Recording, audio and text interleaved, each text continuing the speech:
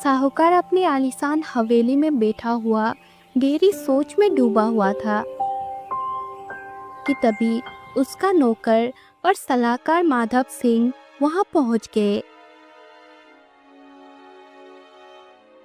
अरे क्या हो गया साहूकार जी, ये इतनी गहरी सोच में काहे डूबे हैं? हमने आपको कभी इस तरह से तो ना देखा। अरे तुम तो जानते हो माधव कि मैं कितना महत्वाकांक्षी हूँ। इसमें तो कोई शक नहीं है मालिक। साहूकार ने क्रोधित होकर माधव की ओर देखा और दांत पीसते हुए कहा, अरे मैं जो भी काम करता हूँ करने से पहले तुमसे सलाह मशवरा करता हूँ, लेकिन तुम हमेशा उल्टी सीधे सलाह मशवरा देते हो। आज तक तुम्हारा कोई भी परामर्श मेरे काम नहीं आया। ये सुनकर माधव चौंक पड़ा और थोड़ा पीछे हटकर बोला, ये कैसी बातें कर रहे हैं साहूकार मालिक? देखिए, अगर इस गांव के लोग आपसे डरते हैं तो केवल और केवल इस माधव की वजह से। हाँ हाँ, वो सब ठीक है, पर तुम जानते हो कि मेरा मकसद कितना ऊंचा है।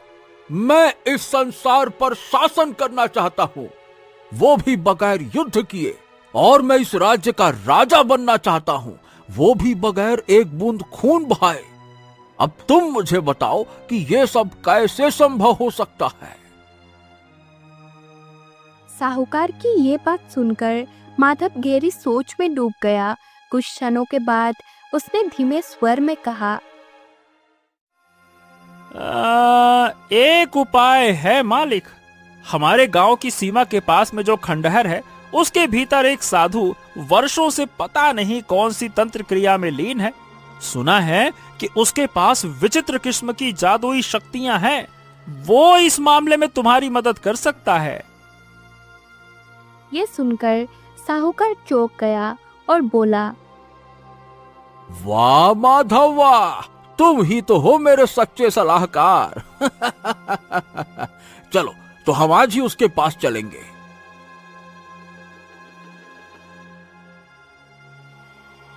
कुछ ही देर बाद साहूकार और माधव खंडर के भीतर पहुंच गए। शाम का घना अंधेरा फैल चुका था। तांत्रिक खंडर के एक कोने में बैठा हुआ था। साहूकार और माधव की आहट सुनकर वो चौंक गया और तीखी आवाज में बोला, कौन हो तुम दोनों? मैंने सुना है कि तुम्हारे पास बहुत सी जादुई शक्तियां हैं। हाँ हैं, लेकिन उससे तुम्हें क्या काम है? ये हमारे गांव के साहूकार हैं। ये सारे संसार पर शासन करना चाहते हैं, लेकिन बिना युद्ध किए। ये इस राज्य के राजा बनना चाहते हैं, पर खून खराबे के बिना। तुम कोई ऐसी चमत्कारी शक्ति इन्हें दे दो जिससे कि इनका सपना पूरा हो सके।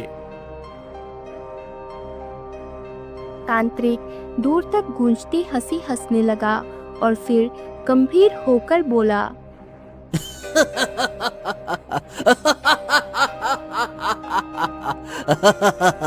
बिल्कुल सही समय पर आए हो तुम लोग। मैं भी इसी सोच में डूबा था कि मैं उस कार्य को कैसे पूरा करूं। कौन सा कार्य? मेरी बात ध्यान से सुनो। आज विचित्र अमावस्या की रात है। चंद्रमा की छाया तक इस धरती से गायब हो चुकी है। यहाँ से कुछ ही दूर एक पुराना मंदिर है। मैं वर्षों से एक मणि को पाने का प्रयास कर रहा हूँ, और आज रात वो मणि उस मंदिर के भीतर प्रकट होगा। परंतु मैं चाहकर भी वहां प्रवेश नहीं कर सकता, क्योंकि मैं काली शक्तियों का स्वामी जो हूं। लेकिन तुम एक साधारण मानव हो, इसीलिए तुम वो मणि प्राप्त कर सकते हो। इस मणि से मुझे क्या लाभ होगा? उस मणि की खासियत यह है कि जब तक वो मणि तुम्हारे पास रहेगी, हर व्यक्ति, हर प्राणी केवल तुम्हारा आदेश मानेगा, केवल तुम्हारा, सिवाय मेरे, क्योंकि मैं काली शक्तियों का मालिक हूं। तुम वो मणि ले आओ और सबसे पहले अपने गांव पर कब्जा करो, गांव के राजा बनो। फिर आगे का मार्ग मैं तुम्हें दिखाऊंगा। कुछ मैं तुम्हारे काम आऊंगा और कुछ तुम मेरे काम आओगे। साहूकार ये सुनकर अत्यंत प्रसन्न हो गया और हाथ मलते हुए बोला, अगर ऐसी बात है तो मैं आज रात ही माधव के साथ उस पुराने मंदिर में प्रवेश करूंगा। रात के अंधेरे में साहूकार माधव के साथ उस पुराने मंदिर की ओर निकल पड़ा जहां तांत्रिक ने मणि छिपी होने की बात कही थी। मंदिर के चारों ओर भयानक सन्नाटा छाया हुआ था। अंदर एक तेज रोशनी फैली हुई थी, मानो मणि स्वयं अपनी उपस्थिति का संकेत दे रही हो। लगता है ये रोशनी उसी मणि की है मालिक। हाँ, बिल्कुल सही कहा। चलो चलो अंदर चलो। दोनों मंदिर के भीतर दाखिल हो गए। वहां बीचों बीच वो मणि रखी हुई थी। साहूकार ने मणि उठाई और माधव के साथ सीधे तांत्रिक के पास पहुंच गया।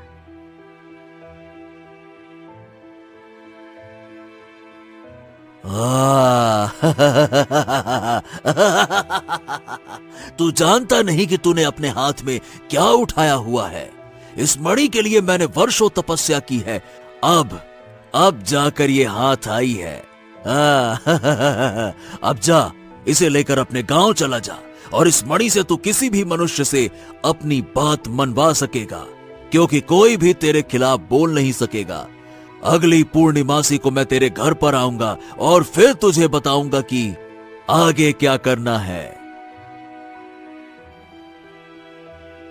साहूकार खुश होकर माधव के साथ गांव लौट गया।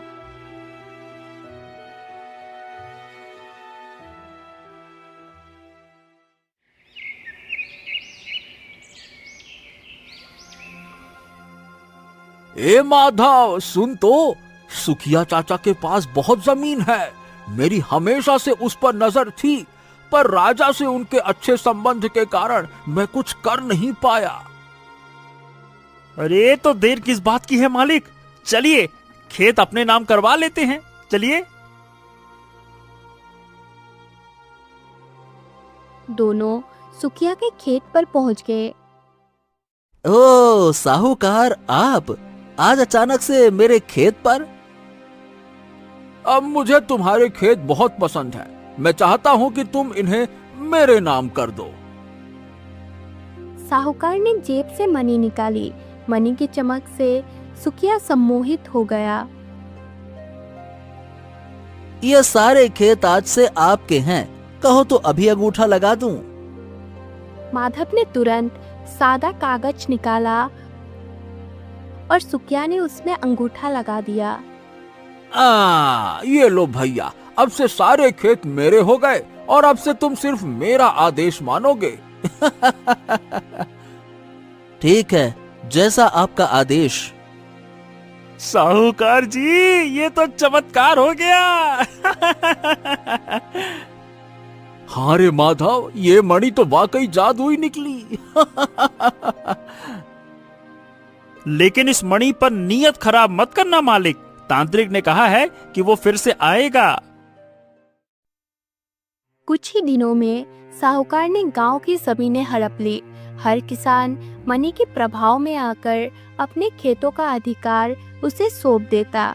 अब वो गांव का असली राजा बन बैठा। देखो माधव, पूरा गांव मेरी मुट्ठी में है। सब मेरे गुलाम हैं। आप भूल रहे हैं मालिक, एक लड़की अब भी बाकी है। राधा बिरजू और बिंदिया के रिश्तेदार है। उनकी मौत के बाद में सारी जमीन उसी के नाम हो गई है। तो फिर देर किस बात की है? चलो उसके पास, उसका भी काम तमाम किया जाए। चलो।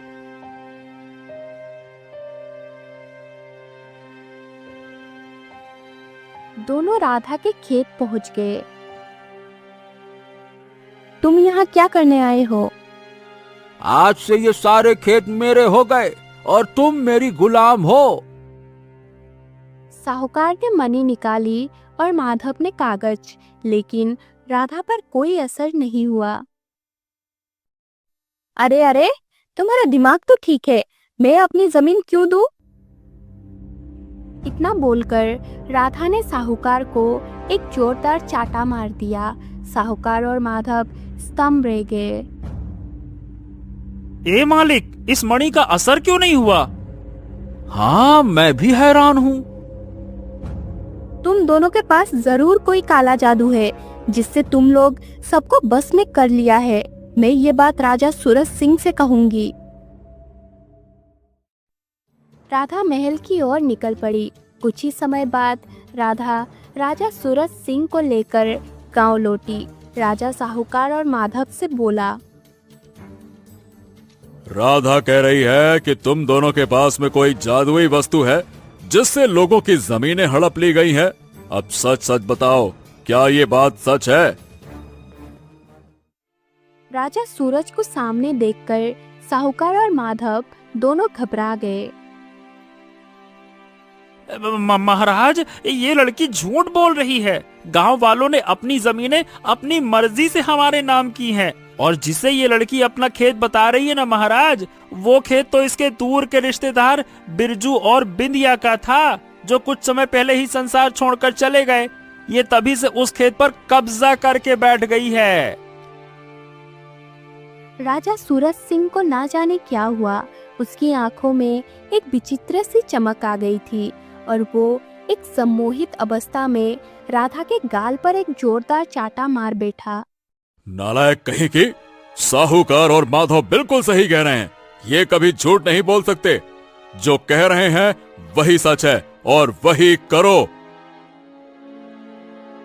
इतना कहकर राजा सूरज सिंह साहूकार की ओर मुखातिब हुआ। कोई और हुक्म हो तो बताओ। साहूकार ने मक्कारी भरी मुस्कान के साथ राजा को देखकर बोला, ओ फिलहाल तो तुम यहाँ से दफा हो जाओ। राजा बिना कुछ कहे चुपचाप वहाँ से चला गया था। राधा अबक थी, उसकी आंखें भर आई। क्यों री, अब तू किसके पास जाकर शिकायत करेगी? बोल। चुपचाप ये गांव छोड़कर चली जा, नहीं तो अब हम तुझे जान से मार देंगे। और मत भूल, अब तो पूरा गांव तेरे खिलाफ है और इस राज्य का राजा भी कुछ नहीं कर सकता। राधा भयभीत हो गई। वो अकेली बेबसी से धीरे धीरे जंगल की ओर चली गई। कुछ देर बाद राधा जंगल में पहुंच गई। आसमान में काले बादल घिर आए थे और भयंकर वर्षा शुरू हो चुकी थी। राधा भीगी हुई आंखों से आसमान की ओर देखती रही और फपक कर रो पड़ी। अब मैं कहाँ जाऊँ? सारा गांव तो साहूकार के साथ है और अब तो राजा भी उन्हीं का हो गया। मैं बिल्कुल अकेली पड़ गई हूँ। तभी राधा के कानों में एक गंभीर आवाज गूंजी। बेटी, तुम इतनी भयानक बारिश में यहाँ क्या कर रही हो? राधा ने चौंक कर पीछे देखा। एक रहस्यमय साधु उसके पीछे खड़ा था और उसे घूर रहा था। राधा साधु को सारी घटना बताती हुई बोली,